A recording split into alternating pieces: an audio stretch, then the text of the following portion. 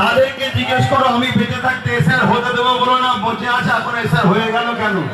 তাদেরকে জিজ্ঞেস করো ওয়াকাফটা হয়ে গেল কেন? তাদেরকে জিজ্ঞেস করো ফুরফুরা শরীফের রেলটা হলো না কেন? তাদেরকে জিজ্ঞেস করো ফুরফুরায় উন্নত মানের পর্যটন কেন্দ্র হলো না কেন? ডবল ডবল চাকরি বললো কোথায় গেল? তারাই তো বলেছিল ভাঙড়ে হসপিটাল করব, সেও তো বলেছিল পরের দিন এসে, তার হসপিটালটা গেল কোথায়? জুলুম করেছে আমার উপরে, জায়গা লোক দিতে চেয়েছে, তার উপরে ভয় দেখিয়েছে, দিতে দেয়নি। কথা বুঝে আসছে? দেখছেন না, অনেক জায়গায় জলসা পর্যন্ত করতে দেয়নি। কথা বুঝে আসছে না? না, অতএব মুনাফিক থাকবে।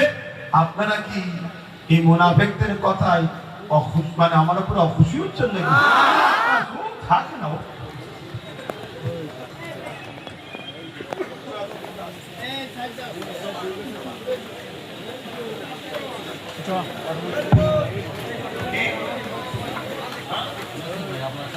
না সে আসো না কে ভাই আমার।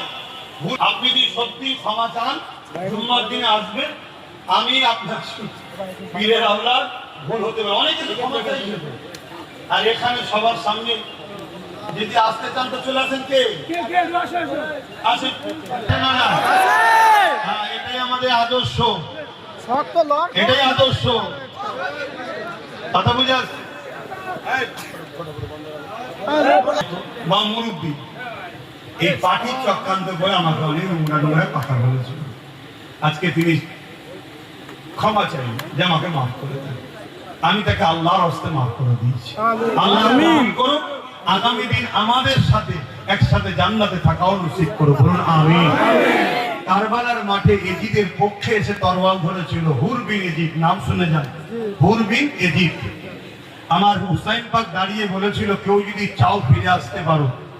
সে ফিরে এসে হুসাইন পাকের কাছে তওবা করে ক্ষমা চাইলেন, হুজুর তাকে ক্ষমা করে দিলেন। পরে হুসাইন পাকের হয়ে লড়াই করে শহীদ হয়ে গেলেন। জোরে বলুন সুবহানাল্লাহ।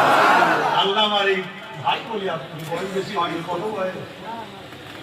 বেশি বয়স হয়নি, 50 বছর বয়স। আল্লাহ যেন এনাকে নামাজি মুসল্লি হকের পক্ষে, দিনের পক্ষে আগামী দিন কবুল করে, বলুন আমিন। সংক্ষেপ করছি, খবরদার এলাকার মানুষ মিলেমিশে থাকবেন। আমি আবার বলছি, আমার কথাগুলো একটু ঠান্ডা মাথায় শুনবেন। আমি লড়াই আল্লাহ ও আল্লাহ রসুলের জন্য করছি। আর আপনি যদি আমার বিরোধী করেন, আপনি আল্লাহ রসুলের বিরোধী করছেন, আমার বিরোধী করছেন না। কেন আমি যার পক্ষে করছি আপনি তার কাজের বিরোধী করছেন। আর কার জন্য করছেন? যে আপনার দিনের দুশ্মন, তার জন্য। একটু ভাববেন। আল্লাহ